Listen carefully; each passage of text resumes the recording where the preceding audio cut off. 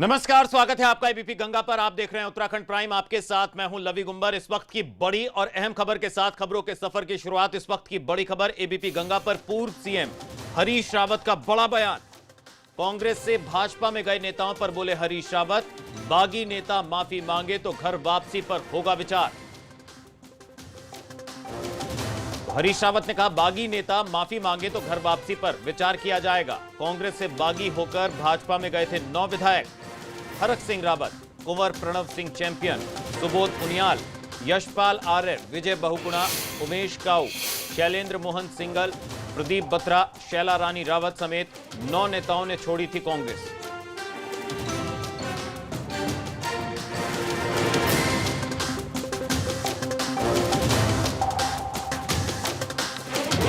बड़ी खबर इस वक्त की एबीपी गंगा पर पूर्व सीएम हरीश रावत का बड़ा बयान। कांग्रेस से बागी होकर भाजपा में गए थे 9 विधायक। क्या कहा हरीश रावत ने, चलिए आपको सुनाते हैं। और लोकतंत्र दोनों के लिए ये जो उन्होंने काम किया है वो उनका कुकृति है, उन्होंने पाप किया है। वो यदि उस पाप के लिए क्षमा मांग लेते हैं तो मुझे कहीं कोई दिक्कत नहीं है। हाँ, वो लोकतंत्र के अपराधी हैं, क्योंकि दल बदल का कानून अटल बिहारी वाजपेयी के शब्दों में महापाप था। उन्होंने कहा हमने उस महापाप पर को कड़ाई से रोकने के लिए कानून में संशोधन कर दिया है। ये उनके पार्लियामेंट में शब्द हैं, तो मैं उन्हीं शब्दों का इस्तेमाल कर रहा हूँ। तो उन्होंने वो दल बदल के लोकतंत्र के अपराधी हैं और साथ साथ राज्य के अंदर एक अस्थिरता लाने का उन्होंने प्रयास किया। हम 1 साल जो लास्ट का था 2016 का, वो एक अस्थिरता का वर्ष रहा। हमारा बजट गायब हो गया, हम योजनाओं को ठीक से 4 महीने सब चीज़ पीछे चली गई। तो वो सब चीज़ों के वो दोषी है, उसके लिए राज्य से माफ़ी मांग लें। यदि दोनों से माफ़ी मांग लेते तो हरीश रावत को कोई दिक्कत नहीं है। चलिए, तो माफी मांग लेते हैं तो माफ करने पर विचार किया जा सकता है। ज्यादा जानकारी के लिए, अपडेट के लिए रुक करेंगे उत्तराखंड से। हमारे ब्यूरो चीफ अजीत सिंह राठी हमारे साथ जुड़ चुके हैं। अजीत जी, बातचीत हुई आपकी पूर्व मुख्यमंत्री हरीश रावत से। उन्होंने कहा कि 9 बागी विधायक अगर माफी मांग लें तो उनकी घर वापसी के विकल्प पर विचार किया जा सकता है। क्या मतलब निकाला जाए? क्या कमी खल रही है, कमी महसूस हो रही है उन नेताओं की जो बागी होकर कांग्रेस से भाजपा में शामिल हो गए थे? लवी, देखिए, ये 2016 मार्च का एक राजनीतिक घटनाक्रम था और इस राज्य का आज तक का सबसे बड़ा घटनाक्रम, जिसको एक ग्रुप ने सरकार को गिरा दिया था और दूसरे दल में जाकर वो मिल गए थे। उनकी सदस्यता भी चली गई थी, सब चीज़ें हुई थी। तो मार्च 2016 का घटनाक्रम है। इससे पहले इतना बड़ा घटनाक्रम कभी नहीं हुआ था। वो भारतीय जनता पार्टी में गए, 8 विधायक एक साथ गए। 1 हफ्ते बाद रेखा आर्य गई और चुनाव से ठीक पहले यशपाल आर्य गए, जो प्रदेश कांग्रेस के अध्यक्ष थे। तो ये कुल मिलाकर 10 विधायक अलग अलग समय पर कांग्रेस का साथ छोड़कर, हरीश रावत सरकार का साथ छोड़कर भारतीय जनता पार्टी में शामिल हुए। और जब शुरुआती दौर में मार्च 2016 में 8 विधायकों ने, विजय बहुगुणा भी उनमें शामिल थे जो पूर्व मुख्यमंत्री थे, जब उन्होंने सरकार का साथ छोड़ा तो सरकार फ्लोर पर गिर गई और फिर ये मामला सुप्रीम कोर्ट तक गया। सुप्रीम कोर्ट से सरकार की बहाली हुई। तो चूंकि अब वो काफ़ी लोग, जैसे हरक सिंह रावत है और जैसे सुबोध उनियाल हैं, रेखा आर्य है, ये सब कांग्रेस से आए हुए लोग भारतीय जनता पार्टी की सरकार में मंत्री हैं जी। अब तमाम तरह की कयासबाजियां होती हैं, अटकलबाजियां होती हैं और समय समय पर यह भी होता रहता है कि हो सकता ये यहाँ पर संतुष्ट नहीं है भारतीय जनता पार्टी में, तो ये लोग वापस जा सकते हैं। तो इसी तरह की अटकलबाजियाँ और राजनीतिक चर्चाएं गर्म रहती हैं। तो इसको लेकर के हरीश रावत ने आज अपना कोई स्टैंड पहली बार क्लियर किया है। आज से पहले हरीश रावत ने इस पर कोई टिप्पणी नहीं की और वो इनको वापसी के लिए बिल्कुल कतई खुश भी नहीं थे पहले भी। तो आज उन्होंने स्पष्ट कहा है कि अगर वो राज्य की जनता और कांग्रेस से माफ़ी मांगे तो मुझे कोई दिक्कत नहीं है, वो कांग्रेस में आ सकते हैं। तो ये एक बहुत बड़ी बात है, क्योंकि कांग्रेस संगठन के राष्ट्रीय महासचिव हैं हरीश रावत। तो अगर वो ये बात कह रहे हैं तो उनके मन में कहीं ना कहीं ये होगी, अगर वो लोग गए हैं और वो अगर सशर्त वापस आते हैं और वो जनता से माफ़ी मांगते हैं, उन्हें अपराध बोध होता है, तो वो वापस आ सकते हैं। लेकिन देखना ये होगा कि जो लोग वहाँ पर इस समय भारतीय जनता पार्टी में हैं, जो मंत्री हैं, विधायक हैं, तो उनका आने का क्या मन है। चूँकि तमाम तरह की चर्चाएं रहती हैं और अलग अलग समय पर ये बातें खुलकर बाजार में आती रहती है कि जिस तरह से वो इंडिपेंडेंटली कांग्रेस में काम कर रहे थे, यहाँ मंत्री बनकर भी उतना काम नहीं कर पाते जितना वहाँ विधायक रहते कर रहे थे। तो ये जो तमाम तरह की पृष्ठभूमि तैयार होती है, ये इस पृष्ठभूमि की बिना पर ये सारी चीज़ें ऊपर उठ खड़ी होती हैं कि क्या उनकी वापसी हो रही है। अब चूंकि 1.5 साल विधानसभा चुनाव में रह गया है, तो इस तरह की चीज़ें, अब ये घटनाक्रम, ये सिलसिला शुरू हो गया है। और हरीश रावत का बयान एक ऐसी चीज़ है, उन्होंने जो एबीपी गंगा से खास बातचीत में कहा है, वो एक ऐसी नई शुरुआत राजनीतिक तौर पर उत्तराखंड में होने जा रही है कि अब आप देखिए ये चीज़ें बढ़ेंगी और ये और बहुत आगे तक जाएंगी। चलिए, बहुत बहुत शुक्रिया अजीत जी इस तमाम जानकारी के लिए, हमारे साथ जुड़ने के लिए। तो साफ तौर पर यह कहना है हरीश रावत का कि अगर माफी मांग लें बागी विधायक तो एक बार फिर से घर वापसी पर विचार किया जा सकता है। वहीं उत्तराखंड में अब नौबत यहां तक आ गई है कि अधिकारी मंत्रियों का आदेश तक नहीं मान रहे हैं। इसकी बानगी एक बार फिर से देहरादून में देखने को मिली। शहरी विकास मंत्री ने मीटिंग बुलाई थी और उस मीटिंग से 3 अधिकारी नदारद रहे। इसी पर मदन कौशिक का पारा चढ़ गया। उन्होंने न सिर्फ अफसरों को फटकार लगाई बल्कि वो मीटिंग बीच में ही छोड़कर चले गए। अधिकारी को नहीं सकते आने का तो क्यों बुलाऊं मैं बैठे?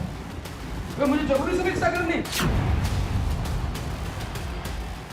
शहरी विकास मंत्री मदन कौशिक को पहले कभी आपने इतने गुस्से में शायद ही देखा होगा। क्यों नहीं आते अधिकारी जब बैठक में हमने बैठक बुलाई? क्या मतलब अधिकारी का नाम है?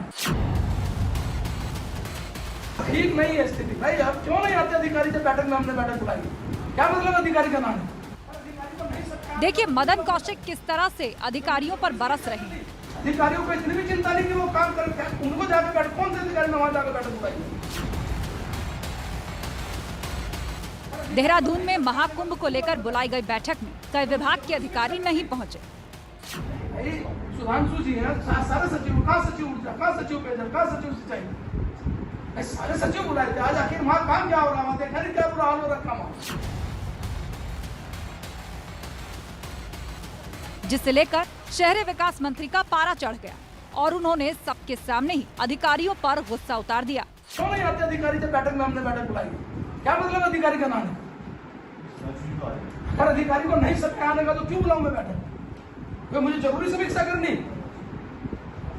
अधिकारियों को इतनी भी चिंता नहीं कि वो काम करें, उनको जाकर बैठ, कौन से अधिकारी में वहां जाकर बैठक बुलाई? दरअसल सचिवालय में हरिद्वार महाकुंभ को लेकर मीटिंग बुलाई गई थी, जिसमें कई विभागों के वरिष्ठ अफसर नदारद थे। इसी से मंत्री महोदय का पारा चढ़ गया। कौन समीक्षा करेगा जब अपने विभाग की समीक्षा नहीं करते? जा मदन कौशिक को इतना गुस्सा आया कि वो मीटिंग छोड़कर चले गए। बैठक बुलाने का औचित्य क्या? क्यों एक हफ्ता पहले मैंने एजेंडा जारी कराया? अब आप कोई से दिन फिक्स करके दोबारा बैठक में समय लेट करें, कोई बैठक का औचित्य।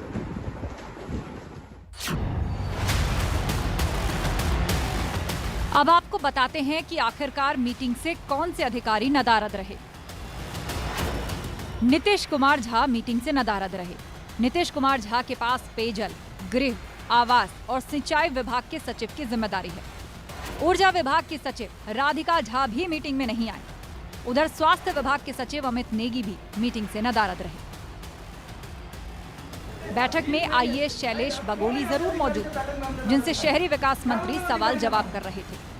यह हाल तब है जबकि अभी कुछ दिनों पहले सीएम त्रिवेंद्र सिंह रावत ने अफसरों को कड़ी फटकार लगाई थी। सीएम ने अफसरों को बजरंग बली का उदाहरण देकर अपनी आदत में सुधार करने को कहा था। कई बार जो हमारे अधिकारी हैं वो ये भूल जाते हैं कि वो अधिकारी हैं और जनप्रतिनिधि हैं। उनको याद दिलाना पड़ता है कि तुम अधिकारी हो, तुम जनप्रतिनिधि नहीं हो। तो ये याद दिलानी पड़ती है। हनुमान जी को भी याद दिलानी पड़ती थी उनकी ताकत, जामवंत को बार बार उनको याद दिलानी पड़ती थी उनकी ताकत की। तो उनको याद दिलानी पड़ती थी तुम्हारा क्या स्टेटस है और जनप्रतिनिधि का क्या स्टेटस। अगले साल हरिद्वार में महाकुंभ का आयोजन होना है। कोरोना की वजह से पहले ही काम बाधित रहा है। अब अधिकारियों की लापरवाही और सुस्ती के चलते काम वक्त पर पूरा होने के कम ही आसार लग रहे हैं। घुड़सवार घोड़े को किस तरह उसकी लगाम पर वो पकड़ने का काम करता है और लगाम कितनी उसके कंट्रोल में, ये घुड़सवार पे डिपेंड करता है, ये घोड़े पे नहीं करता। तो निश्चित रूप से अफसरशाही जो है वो घोड़ा है और राजनीतिक जो सत्ता पक्ष है वो घुड़सवार है। अब घुड़सवार को जानना चाहिए कि घोड़े को किस डायरेक्शन में ले जाए। मगर बड़ा सवाल ये है कि क्या उत्तराखंड में अधिकारी मंत्रियों की सुनते नहीं है? क्या अफसरशाही के आगे त्रिवेंद्र रावत सरकार बेबस हो गई है? आखिरकार सीएम की फटकार के बाद भी अधिकारी अपनी आदत में क्यों सुधार नहीं कर रहे हैं? देहरादून से विनोद कुमार की रिपोर्ट, एबीपी गंगा। वहीं किच्छा से भाजपा विधायक राजेश शुक्ला ने उधम सिंह नगर के डीएम नीरज खैरवार के खिलाफ मोर्चा खोल दिया है। राजेश शुक्ला ने विधानसभा अध्यक्ष को पत्र भेजकर डीएम की शिकायत की है। उधर संसदीय कार्य मंत्री मदन कौशिक का कहना है कि राजेश शुक्ला ने विधानसभा अध्यक्ष को विशेषाधिकार हनन मामले की जानकारी दी है, जिसमें विधानसभा में दोनों पक्षों को सुनकर फैसला लिया जाएगा।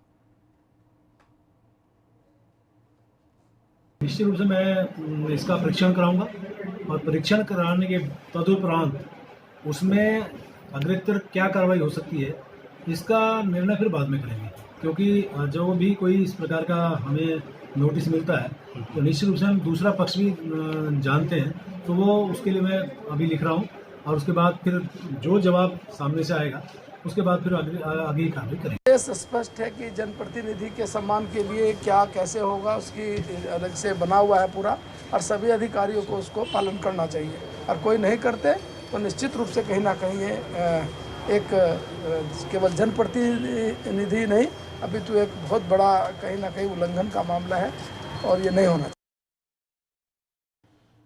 तो सुना आपने यहां पर किच्छा से भाजपा विधायक राजेश शुक्ला ने उधम सिंह नगर के डीएम नीरज खैरवार के खिलाफ अब मोर्चा खोल दिया है। राजेश शुक्ला ने विधानसभा अध्यक्ष को पत्र भेजकर डीएम की शिकायत की है। उधर संसदीय कार्य मंत्री मदन कौशिक ने जो कहा वो भी हमने आपको सुनाया। उन्होंने कहा राजेश शुक्ला ने विधानसभा अध्यक्ष को विशेषाधिकार हनन मामले की जानकारी दे दी है, जिसमें विधानसभा में दोनों पक्षों को सुनकर फैसला किया जाएगा। तो डीएम से नाराज भाजपा विधायक ने बैठक का भी बहिष्कार किया था, तो नाराजगी जताई थी विधायक ने, तो विशेष अधिकार हनन को लेकर एक आपत्ति दर्ज कराई है। विधानसभा अध्यक्ष को चिट्ठी देकर राजेश शुक्ला ने इस मामले की जानकारी दी, जिसमें विधानसभा में दोनों पक्षों को अब सुना जाएगा और उसके बाद फैसला लिया जाएगा। तो किच्छा से भाजपा विधायक राजेश शुक्ला ने उधम सिंह नगर के डीएम नीरज खैरवार के खिलाफ ये मोर्चा खोल दिया है। तो नाराजगी साफ तौर पर खुलकर सामने आई जब विधायक ने बैठक का भी बहिष्कार कर दिया। तो उत्तराखंड में जनप्रतिनिधियों के साथ अफसरों के विवाद पर पूर्व सीएम हरीश रावत से बात की उत्तराखंड से ब्यूरो चीफ अजीत सिंह राठी ने। उत्तराखंड राज्य में पिछले दो तीन दिनों में घटे घटनाक्रम के सिलसिले में आज हमारे साथ बातचीत करने के लिए हैं पूर्व मुख्यमंत्री हरीश रावत जी। और हरीश जी कांग्रेस के राष्ट्रीय महासचिव भी हैं, तो उनसे राज्य से जुड़े हुए दो तीन मुद्दों पर बात करेंगे। हरीश जी, एक आज सचिवालय में घटना घटित हुई और वो चूँकि राज्य में और केंद्र में राजनीतिक सरकारें होती हैं, तो जो पॉलिटिकल बॉसेज होते हैं, प्रोटोकॉल होता है, रूल ऑफ बिजनेस होते हैं, तमाम कायदे कानून संविधान में भी बनाए गए हैं। तो कैबिनेट मंत्री मदन कौशिक अधिकारियों की बैठक लेने आए थे, कुंभ की समीक्षा होनी थी और उसमें सभी सचिव आने थे, तो एक ही सचिव आया, बाकी अफसर आए नहीं और मंत्री बहुत गुस्से में मीटिंग छोड़ कर चले गए। तो आप जो कि मुख्यमंत्री रहे हैं, तो इस पूरा जो हमारा जो सिस्टम है, इस तरह की जो घटनाएं होती हैं उसको आप किस तरह से देखते हैं? देखिए, आपको फ्रंट से लीड करना पड़ता है। जो भी चीफ मिनिस्टर है वो सामने से नेतृत्व करते दिखाई देने चाहिए। यहाँ आप ब्यूरोक्रेसी के कंधे पर बंदूक रख करके चलाना चाहते हो, तो इसलिए बहुत लोगों को ब्यूरोक्रेसी निरंकुश लगती है, जबकि यही ब्यूरोक्रेट्स थे जिन्होंने हमारे समय में कभी कोई प्रॉब्लम नहीं आई। आपदा जैसी स्थिति के अंदर यदि हमारी ये ब्यूरोक्रेसी हमारे साथ खड़ी नहीं होती तो असंभव काम था। तो लगता है अभी भी जो है स्थितियाँ जटिल बनी हुई होती। तो ये बंदूक कौन चला रहा है? मैं ये समझता हूँ कि सरकार के स्तर पर, मैं मुख्यमंत्री पर तो ये बात नहीं कहूँगा, लेकिन कहीं न कहीं पर जो एक समझ होनी चाहिए कैसे ब्यूरोक्रेसी से डील करना भी एक आर्ट है। तो वो आर्ट आपको गवर्नमेंट में मैंने पैदा करना पड़ेगा। हरी अब जी मैं देख रहा हूँ विधायक मंत्री की उपस्थिति में उठ करके चले जा रहे हैं अधिकारियों पर तोहमत लगाते हुए। मंत्रीगण इस तरीके की बात कर रहे हैं। कभी आ रहा है कि अधिकारी औकात में रहें, जैसे कुछ मिलते जुलते जुमले स्वयं मुख्यमंत्री और दूसरों के मुंह से सुनाई दे रहे हैं। तो ये सब चीज़ें राज्य के लिए स्वस्थ नहीं है। जैसे भाजपा की सरकार है उत्तराखंड में, और भाजपा के ही विधायक जो किच्छा से विधायक हैं राजेश शुक्ला जी, उन्होंने डीएम पर आरोप लगाते हुए विधानसभा अध्यक्ष को एक चिट्ठी भेजी है कि इनको विशेषाधिकार हनन का नोटिस भेजा जाए, और इन्होंने भरी मीटिंग में मेरी खिल्ली उड़ाई है। देखिए, जनप्रतिनिधियों का अपना महत्व है और अधिकारियों को भी ये समझना चाहिए कि जनप्रतिनिधियों के साथ किस तरीके से बातचीत होनी चाहिए, उत्तर प्रत्युत्तर किस तरीके से होनी चाहिए। मगर साथ ही जो है हम जनप्रतिनिधियों को भी एक कोशिश करनी चाहिए, जो हमारा दायित्व है वो हम अपने दायित्व को यदि ठीक से नहीं निभा पा रहे हैं तो उसका ठीकरा हम अधिकारियों के सर पर न फोड़ें। कुंभ के मामलों में तो जो शहरी विकास मंत्री हैं उनको मुख्यमंत्री के अधिकार उनके पास हैं, तो उनके कहने पर केवल उन्हीं के विभाग के सचिव आए हैं और सचिवगण नहीं आए हैं। और यदि ये फ्रीक्वेंसी है, इस तरीके से बहुधा हो रहा है, तो इस पर मुख्यमंत्री को चीफ सेक्रेटरी और वरिष्ठ अधिकारियों को बिठा करके गहराई से बात करनी चाहिए। हरीश जी, जब ये सरकार उत्तराखंड में आई थी तो एक नारा दिया था जीरो टॉलरेंस ऑन करप्शन। तो 3.25 साल बीत गए हैं, तो आप चूँकि राजनीतिक व्यक्ति है, आप अध्ययन करते रहते होंगे, क्या मूल्यांकन है आपका? ये तो जो है एक जीरो और लग गया है। यदि कहीं करप्शन था तो उसमें जीरो टॉलरेंस नहीं है, उसमें जीरो लग गया है। देखिए, आप नारों से गवर्नमेंट नहीं चला सकते। सिस्टम में कमियां हैं, हमारे समय में भी कमियां थी, और मैं ये भी मानता हूं कि उन कमियों की आड़ में कुछ लोग भ्रष्टाचार भी करते हैं। वाह, पहले भी होता रहा होगा, अब भी हो रहा है। आपने एक बार पोस्ट डाली थी अपनी फेसबुक पर कि उत्तराखंड में राजनीतिक अस्थिरता करने की कोशिश, और एक फिर ट्विटर आया था, पिछले दिनों ट्वीट आया था आपका कि रावत जिंदाबाद पूरे 5 साल। तो इन दोनों से ऐसा लगता है जैसे मतलब परोक्ष रूप से आप समर्थन करते हैं मुख्यमंत्री को।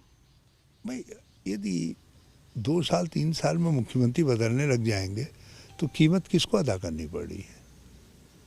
और सबसे बड़ी बात यह है कि जो नीति कार्यक्रम है वो उसके भेंट हो जा रहे हैं। तो अगर भ्रष्टाचार चल रहा है, सरकार का आउटपुट नहीं आ रहा है, तो फिर भी राजनीतिक अस्थिरता नहीं होनी चाहिए? तो हो सकता है राजनीतिक अस्थिरता से ये और ज़्यादा बढ़ जाए, क्योंकि जब राजनीतिक अस्थिरता होती है तो बहुत सारी सौदेबाजियाँ शुरू हो जाती हैं, तो वो और दिक्कतें खड़ी करती हैं।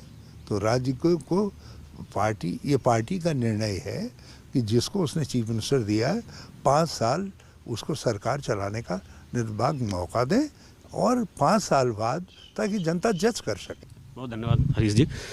तो हमारे साथ थे हरीश रावत जी, और आपने देखा कि कितनी कुशलता के साथ वो जटिल प्रश्नों का जवाब देते हैं और अगले प्रश्न की गुंजाइश नहीं छोड़ते। मैं अपने सहयोगी कैमरामैन क्रिस्टोफर लॉरेंस के साथ एबीपी गंगा के लिए देहरादून से अजीत सिंह राठी। और उत्तराखंड प्राइम में वक्त एक ब्रेक का, ब्रेक के उस पार भी खबरें जारी हैं। आप बने रहिए एबीपी गंगा के साथ। एबीपी गंगा, खबर आपकी, जुबान आपकी।